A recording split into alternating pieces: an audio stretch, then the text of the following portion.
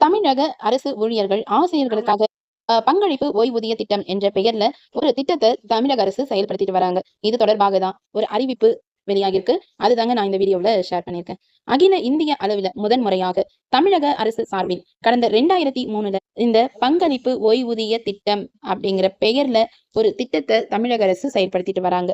இதுல யாரெல்லாம் பயன்பெற முடியும் அப்படின்னு பாத்தீங்கன்னா, அரசு ஊழியர்களாக பணிபுரியக்கூடியவர்கள், அரசு கல்வி நிலையங்கள் மற்றும் அரசின் நிதி உதவி பெறும் கல்வி நிறுவனங்கள்ல பணிபுரியும் ஆசிரியர்களுக்கு இந்த திட்டத்தின் வழியாக பயன்பெறுகிறார்கள் அப்படின்னு சொல்லியிருக்காங்க. அதாவது ஓய்வு பெற்றதுக்கு அப்புறமா பயன்பெறும் வகையில் இந்த பங்களிப்பு ஓய்வூதிய திட்டமானது செயல்படுத்தப்பட்டு வருது.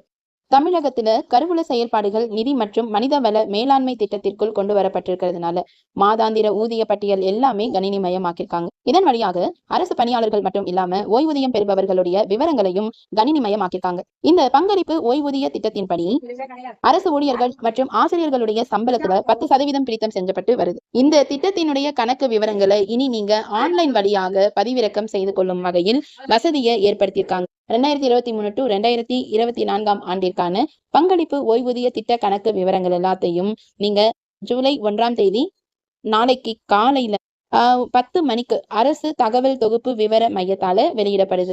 இதை நீங்க ஸ்கிரீன்ல தெரியக்கூடிய இந்த cps.tn.gov.in இந்த வெப்சைட்டை நீங்க வந்து டைப் பண்ணிக்கோங்க. டைப் பண்ணீங்கன்னா இதற்கான ஹோம் பேஜ் வந்து ஓப்பன் ஆகும். அதுல இந்த சிபிஎஸ் நம்பர் அப்புறம் உங்களுடைய டேட் ஆஃப் பர்த் வந்து கேட்கும். அது ரெண்டையுமே நீங்க வந்து கொடுத்துட்டு லாகின் பண்ணீங்கன்னா உங்களுக்கான இந்த பங்களிப்பு ஓய்வூதிய திட்ட கணக்கு விவரங்களை நீங்க பதிவிறக்கம் செய்துக்கலாம் அப்படின்னு தமிழக அரசு வந்து சொல்லியிருக்காங்க.